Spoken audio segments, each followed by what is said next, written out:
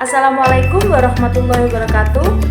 Hai teman-teman, perkenalkan saya Milata Sabila Rusida. Di sini saya akan menjelaskan mengenai keterampilan 4C pada abad 21. Apa sih 4C itu? Yang pertama adalah communication atau komunikasi. Yang kedua adalah kolaboratif. Yang ketiga adalah critical thinking atau berpikir kritis. Dan yang keempat adalah creativity. Yang pertama adalah communication atau komunikasi. Komunikasi adalah proses pertukaran bahasa yang berlangsung dalam dunia manusia. Pertukaran bahasa di sini maksudnya adalah seperti pertukaran informasi atau ide dan lain sebagainya. Komunikasi tidak harus dengan kata-kata, namun juga bisa melalui mimik wajah atau mimik tubuh seperti tersenyum dan lain sebagainya. Yang penting, orang yang kita ajak komunikasi itu mengerti apa yang kita peragakan. Kemampuan komunikasi ini tidak dimiliki oleh semua siswa, jadi guru harus bisa melatih kemampuan komunikasi siswanya agar tidak terjadi kesalahpahaman dari segi bahasa yang siswa sampaikan.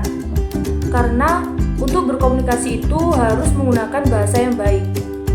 Untuk melatih kemampuan komunikasi siswa ini, guru harus memiliki strategi yang tepat untuk melatih kemampuan tersebut. Di antaranya adalah yang pertama, mengajarkan siswa bagaimana mengartikulasikan pikiran dan gagasan.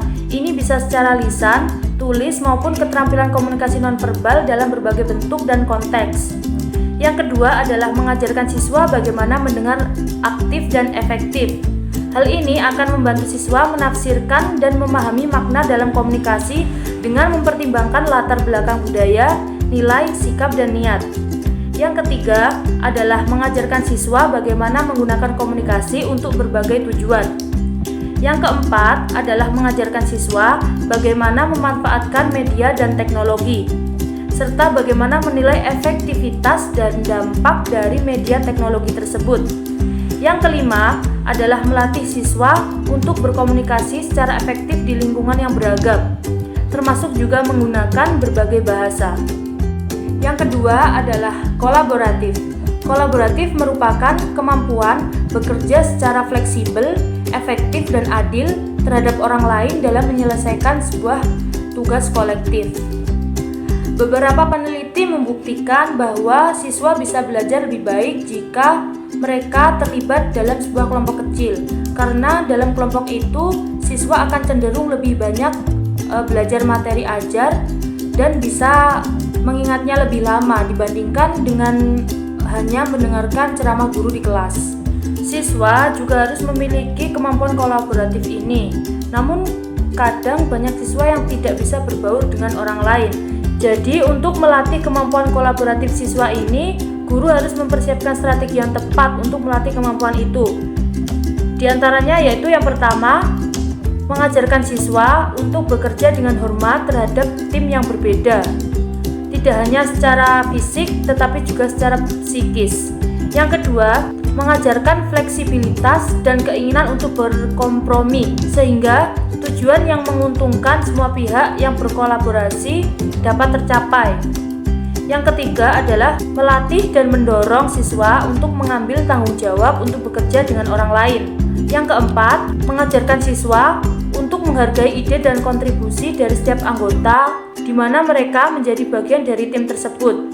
Yang kelima adalah menekankan 5 prinsip pembelajaran kooperatif, yaitu ketergantungan positif, akuntabilitas individu, partisipasi yang sama, pengolahan kelompok, dan interaksi simultan dalam pengembangan keterampilan kolaboratif. Yang ketiga adalah critical thinking atau berpikir kritis. Berpikir kritis merupakan proses aktif di mana siswa memikirkan sesuatu secara mendalam, mengajukan pertanyaan kepada diri sendiri, dan mencari jawabannya sendiri. Nah, untuk melatih kemampuan tersebut, guru juga harus mempersiapkan beberapa strategi yang tepat untuk melatih kemampuan berpikir kritis siswa. Di antaranya, yang pertama adalah mengajarkan HOTS secara spesifik dalam ranah pembelajaran. Jadi, guru tidak hanya mengajarkan bahasa dan konsep, tetapi juga memberitahu siswa tentang apa yang harus mereka lakukan dalam berpikir tingkat tinggi. Lalu yang kedua adalah melaksanakan tanya jawab dan diskusi di kelas. Lalu yang ketiga adalah mengajarkan konsep secara eksplisit dengan menghubungkan konsep-konsep dari materi yang dipelajari dan menggunakannya sebagai sumber pertanyaan. Lalu yang keempat adalah memberikan scaffolding untuk membantu siswa dalam memahami konsep ataupun pertanyaan yang diajukan dan secara perlahan memberikan kesempatan siswa untuk belajar secara mandiri. Lalu yang kelima adalah mengajarkan hot secara kontinu. Lalu yang keempat adalah creativity atau kreatif. Kreatif merupakan kemampuan untuk menghasilkan hal yang baru, beragam, dan ide-ide yang unik. Nah, untuk melatih kemampuan tersebut, guru juga harus mempersiapkan beberapa strategi yang tepat untuk melatih kemampuan kreatif siswa. Yang pertama adalah memberikan pertanyaan dan mengajak siswa berpartisipasi aktif dalam pembelajaran. Lalu yang kedua adalah mengeksplorasi topik dan materi dengan data nyata. Yang ketiga adalah memikirkan cara baru untuk menginformasikan temuan baru tersebut. Nah, sekian dulu ya dari saya. Kurang lebihnya saya mohon maaf. Terima kasih. Wassalamualaikum warahmatullahi wabarakatuh.